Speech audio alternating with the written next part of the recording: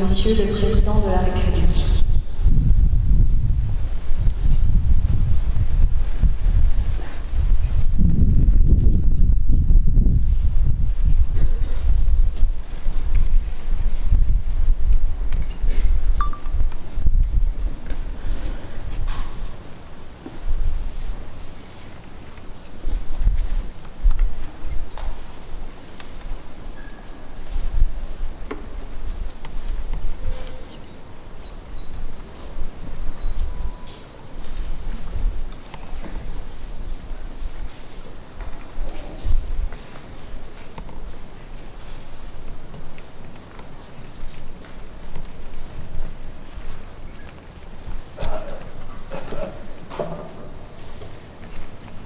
Mesdames et Messieurs les ministres, Mesdames et Messieurs les parlementaires, Mesdames et Messieurs les élus, Mesdames et Messieurs en vos grades et qualités, chère Juliette, chers enfants et petits-enfants de Michel Bouquet, Mesdames et Messieurs,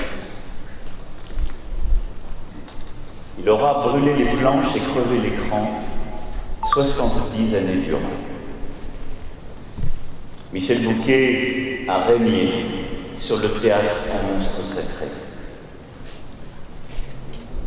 J'ai un miroir dans mes entrailles, disait un autre roi, Béranger, interprété plus de 800 fois par Michel Bouquet. Michel, lui aussi, avait un miroir. Et dans celui-ci, la société tout entière se reflétait. Tel était son don et sa mission, qui le poussait sur scène jusque tard dans sa vie, qui le tenait debout jusque tard dans la nuit. Juliette, son épouse, cette formidable actrice, le trouvait au milieu de la nuit, assis dans la pénombre à la lueur d'une lampe, lisant, travaillant, retravaillant son texte de peur de le perdre, avec cette lucidité de regard qui illuminait toutes les heures. L'enseignement ultime de ce maître, lui le professeur au conservatoire, n'est pas simplement une leçon de théâtre, mais bien une leçon de vérité. D'Orgon à Argan, de Rembrandt à Renoir, il nous a livré les secrets de nos caractères, dessillé nos regards, éclairé nos esprits. Il était pourtant venu au théâtre pour fuir le monde tel qu'il va, et l'assignation de n'être que soi. Car avant d'être son royaume, le théâtre est son refuge. Le refuge d'une enfance esselée, d'une adolescence accablée. 7 années de pensionnat à la discipline cruelle, 7 années de silence et de solitude, loin, trop loin de ses parents, de sa mère tant aimée. Puis les années de guerre et d'occupation durant lesquelles il arrêta ses études, aida le foyer, devenant tour à tour mitron, mécanicien, dentiste, transporteur de colis. Puis grâce à sa mère, la découverte du théâtre. L'opéra comique, la gaieté lyrique, la comédie française. Le dimanche midi, les heures d'attente dans l'espoir de décrocher des places soldées pour le paradis, ces balcons haut perchés qui lui semblaient alors si bien porter leur nom. Quand les 3 coups retentissaient, quand le rideau se levait, que la scène s'éclairait, que les comédiens surgissaient, Michel Bouquet, enfin, était. Il n'est plus alors seulement un enfant de la guerre, il devient, comme dans ce chef-d'œuvre qui berça sa génération, un enfant du paradis. Car tout au théâtre l'émerveille.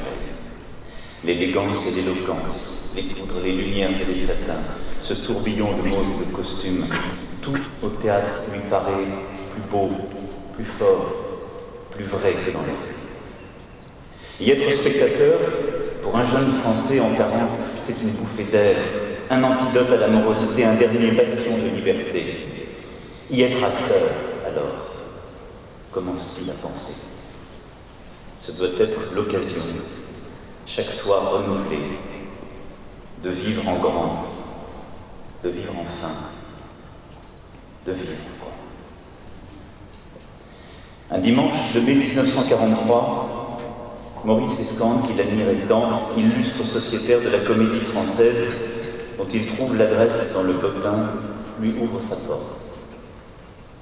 Michel Bouquet lui récite un poème de Musset, La nuit de décembre, dont les vers sonnent comme la confession de son enfance solitaire.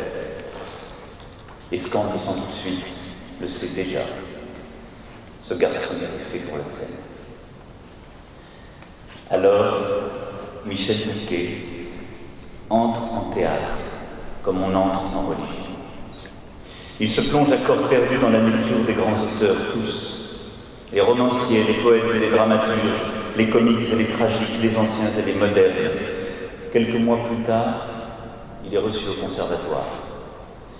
Bouquet a trouvé sa vocation, de scène foudroyante et sacrée, qui se déclare très tôt, et celle d'un destin. Michel Bouquet n'a pas encore 20 ans quand l'un des plus grands écrivains du siècle, Albert Camus, le repère pour sa création de Caligula, avant de le faire jouer dans Les Justes et Les Possédés. Il noue bientôt avec Jean Anouilh un compagnonnage plus suivi encore, 6 pièces en près de 25 ans, qui le plongent au temps de Jeanne d'Arc ou dans l'épuration de l'après-guerre. Quand il n'est pas sur les planches, Michel Bouquet sur les ondes. Pendant 2 décennies, il fait vibrer sur les transistors de France les mots des grands auteurs du passé, de Rabelais à Rimbaud, Chateaubriand, Baudelaire, Verlaine, des écrivains contemporains, de Supervielle à Malraux, d'Aragon à Michaud, sans grâce à Soufflot. Il prend part au début du Festival d'Avignon, du Théâtre National Populaire, avec Jean Vilar. Il entre de plein pied dans le théâtre de l'absurde de Ionesco en jouant Rhinocéros, puis Le Roi se meurt, qu'il reprend des centaines de fois à des âges différents, comme pour nous apprendre à mourir. Il sert avec ferveur le théâtre de la condition humaine de Beckett, dans En attendant Godot, et fin de partie espérant Dieu, redoutant la mort, se débattant avec la vie. Il opère chaque soir la catharsis de nos angoisses. Il crée en France tant de pièces de ce théâtre dépouillé de son ami et compagnon de jour et compagnon de nuit, Harold Pinter, ce théâtre de la radicalité du fait, où les silences bruissent de sous-entendus et les échanges les plus anodins regorgent de violence intestine. Michel Bouquet a fait vivre le théâtre européen du XXe siècle. Aristophane, Shakespeare, Vigny, il les joua tous. Mais entre tous, c'est à Molière qu'il fut le plus fidèle, pour sa lucidité, sa puissance. Le médecin malgré lui, Don Juan, l'avare, le malade imaginel, il passa sa vie à crever leur énigme, celle de l'homme jusqu'à Tartuffe, quelques semaines avant de quitter la scène, une fois encore, avec Juliette. Lire et relire les pièces des centaines et des centaines de fois, comme pour les épuiser, les forcer à se rendre et à lui livrer leurs secrets, sans jamais croire qu'il les a comprises. Lire et relire ces parties, sans jamais faire relâche, forcer sa voix à prendre de nouvelles inflexions, de nouveaux accents, de nouveaux rythmes, à chaque rôle avec angoisse.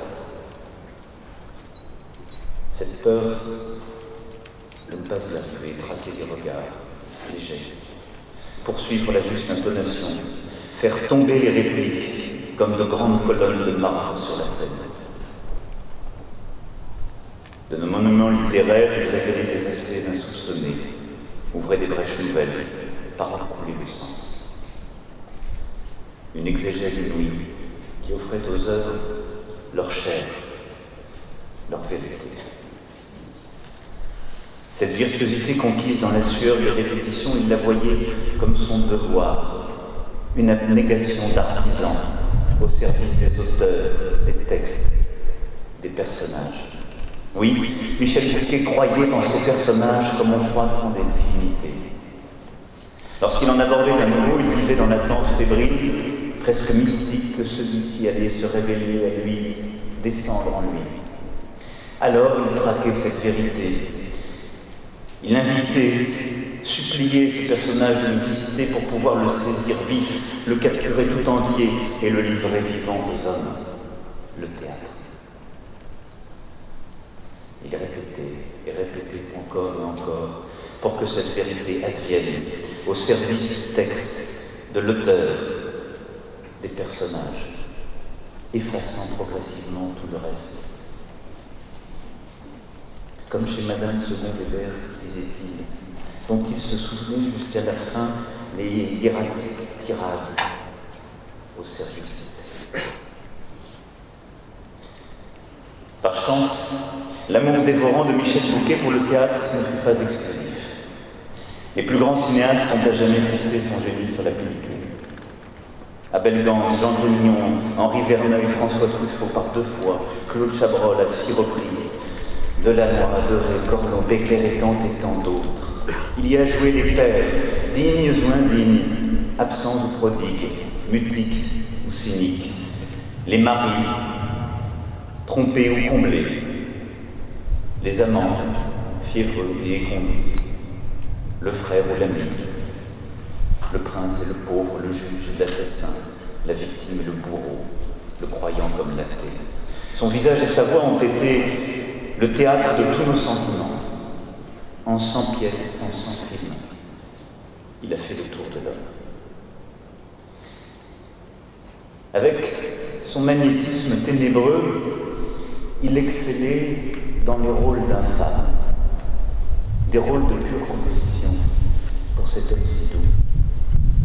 Policier n'obéissant qu'à ses propres lois dans un pont des vies boissées, patron redoutable dans le jouet de Francis Weber, commissaire impitoyable dans 2 hommes dans la ville avec Gabin et Delon, sombre inspecteur Javert dans Les Misérables de Robert Hossein. Il fut, durant ces décennies, ce soleil noir du cinéma français, scrutant nos failles, sondant nos fureurs, démasquant nos contradictions et débusquant nos bassesses, il fouillait au fond de nos âmes pour faire tout remonter. Conscience intraitable de la France, intraitable, parce que toujours vraie. Sous les feux de la rampe, comme à la loupe des gros plans, Michel Bouquet n'avait besoin que d'être là pour captiver, que de plisser les lèvres pour effrayer, que de baisser les yeux pour émouvoir. Car de cet art, Michel Bouquet, l'ancien élève du conservatoire, en était devenu un maître. À tous ceux qu'il a formés, Denis Podestès, Anne Consigny, Christophe Lambert, Muriel Robin, Michel Faux, et tant d'autres ici présents. À tous ceux avec qui il a joué, qui sont devenus élèves et compagnons, il avait transmis cette exigence de l'approfondissement perpétuel du travail du comédien, bien plus que des techniques de jeu, une éthique de l'art. Tous, vous l'avez admirablement dit toutefois, tous portent aujourd'hui une part de cet héritage qu'à leur tour, ils transmettront. Tous, cher Michel, aujourd'hui sont là pour te faire cortège. À l'heure où tu gagnes un promontoire nouveau, de continuer la conversation des siècles sur l'homme et sur le monde. Alors où tu t'imagines avancer, comme à tâtons, et le visage pourtant si sûr. Ils attendent une phrase, un conseil à nouveau. Ils guettent un regard, une inflexion de la voix,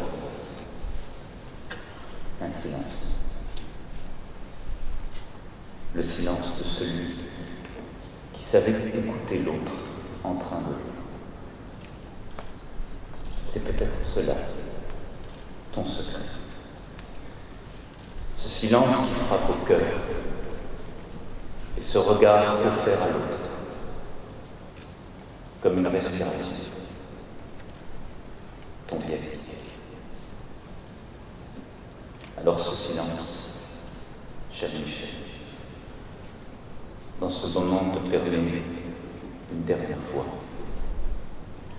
d'entendre leurs applaudissements et l'ovation de la France.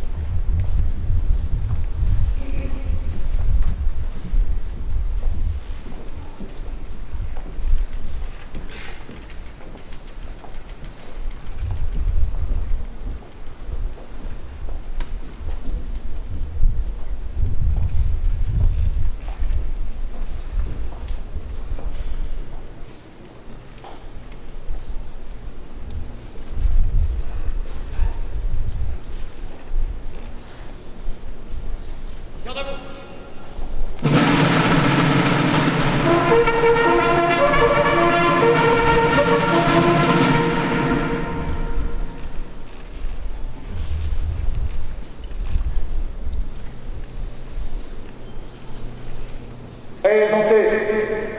1.